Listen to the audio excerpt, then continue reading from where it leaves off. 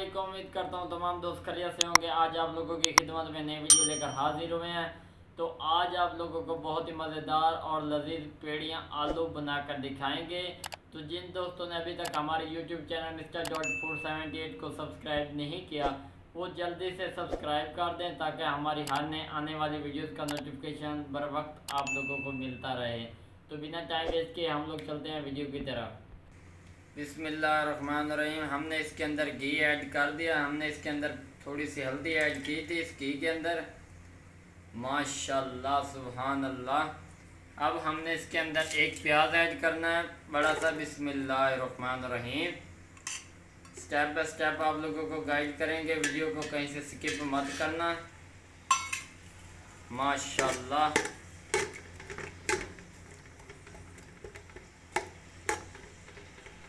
माशाल्लाह सुभान अल्लाह। साडे प्याज़ां दा रंग वेखो जी, काफ़ी हद तक ब्राउन हो चुके हैं प्याज। माशाल्लाह सुभान अल्लाह। हुण असीं इहदे विच एक अद्धा टमाटर और 4 सब्ज़ मिर्चा ऐड करेंगे। बिस्मिल्लाहिर्रहमानिर्रहीम। माशाल्लाह सुभान अल्लाह। अच्छी तरह मिक्स करेंगे।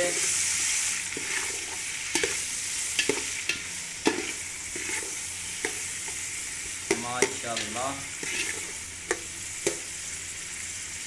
उस तो बाद 3 अदद थोम दे गुच्छियाँ ते थोड़ी सी अदरक वो असी ऐड करेंगे। बिस्मिल्लाहिर्रहमानिर्रहीम।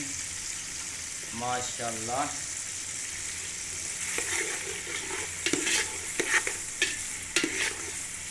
उस तो बाद हुण असी अंदर मसाले ऐड करेंगे।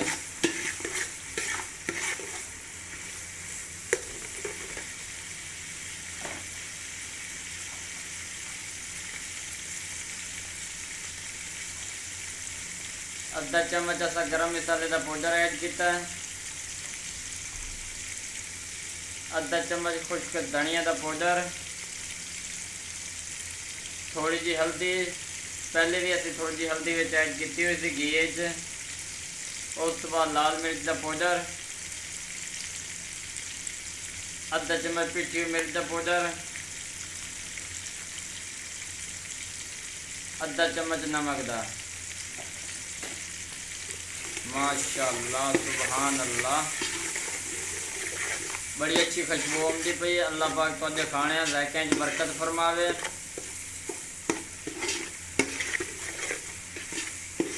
थोड़ी जी भुनी ला लवांगे। उस तो बाद ये थोड़ा जिहा पानी ऐड करांगे ताकि मसाला मज़ीद साडा भुज जाए। माशाल्लाह सुभान अल्लाह। भुनी काफ़ी हद तक लग चुकी है। मज़ीद असी अंदर थोड़ा जिहा पानी ऐड करांगे।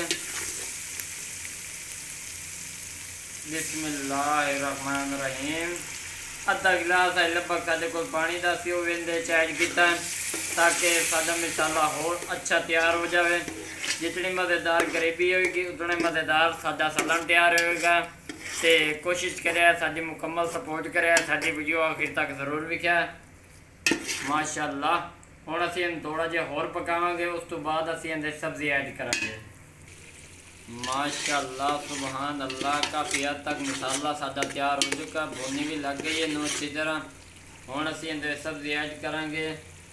लगभग अद्धा किलो साडे कोलों पेड़ियां पईयां ते 1 पाइया आलू आन पे। बिस्मिल्लाहिर्रहमानिर्रहीम। इन्हू असीं अच्छी तरह मिक्स करेंगे। माशाल्लाह सुभान अल्लाह। अल्हम्दुलिल्लाह। अल्लाह पाक तुहाडे खाने ज़ायके च बरकत फरमावे। इस तरह की मज़ेदार रेसिपी तुहानूं मिलदियां रहसन। साडे नाल इस तरह जुड़े रहे। इजहार मुहब्बत कमेंट ज़रूर बतावे। हुण असीं इहनूं चंगी रीत भुनी लावांगे। उस तो बाद असीं इहदे विच पानी ऐड करांगे। माशाल्लाह सुभान अल्लाह। काफ़ी हद तक इहदे भुनी आ चुके। हुण असीं इहदे पानी ऐड करांगे लगभग 2 गिलास के बराबर। बिस्मिल्लाहिर्रहमानिर्रहीम। बिस्मिल्लाहिर्रहमानिर्रहीम। हुण असीं इहनूं अच्छी तरह पकावांगे उदों तक जदों तक पानी खुश्क ना हो जाए तो साडी पेड़ियां भी गल जान ते आलू भी गल जान।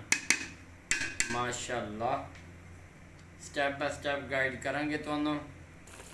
माशाअल्लाह सुबहान अल्लाह मेरे अल्लाह दी बरकतां नेमतां वेखो जी कि खूबसूरत इनकी खुशबू आती पई है। तो माशाअल्लाह कुछ पानी खुश्क हो गया। हुण असीं इहदे विच सबज़ धनिया ऐड करेंगे मज़ीद खुशबू का। बिस्मिल्लाहिर्रहमानिर्रहीम।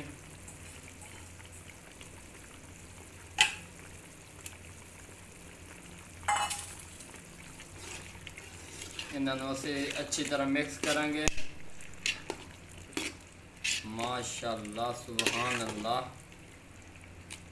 इस तरह लुक भी बड़ी अच्छी आती है पे। उस तो बाद असी इहदे विच खुशबू कण थोड़ी जी खुश्क मेथी ऐड करेंगे। बिस्मिल्लाहिर्रहमानिर्रहीम। सारा सालन जितना ही तैयार होंदा ना वो सारे मिसालियां के सिर ते तैयार होंदा है। मिसाले मुकम्मल होवन तो सालन नूं कोई भी नहीं रोक सकता तैयार होने तो।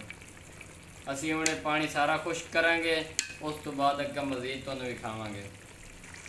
माशाअल्लाह सुबहान अल्लाह मेरे अल्लाह दी बरकतां नेमतां। ए वेखो जी पेड़ियां आलू लगभग काफ़ी हद तक तैयार हो चुके हैं। माशाअल्लाह सुबहान अल्लाह।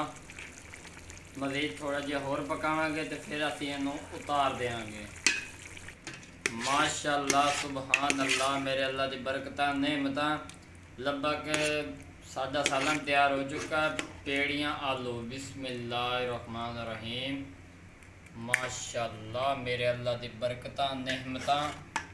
अल्लाह पाक तुहाडे खाने ज़ायके बरकत फरमावे। माशाअल्लाह। जिहड़े दोस्त नवे साडे चैनल ते आए ने चैनल को सबसक्राइब लाइक शेयर ज़रूर करें ताकि इस तरह की साडी नवी तो नवी वीडियो तुहाडे तक पहुँचती रहन। माशाअल्लाह सुबहान अल्लाह। देखो जी इंशाअल्लाह अगली वीडियो में मिलेंगे। तब तक के लिए इजाज़त चाहते हैं। अल्लाह हाफिज़।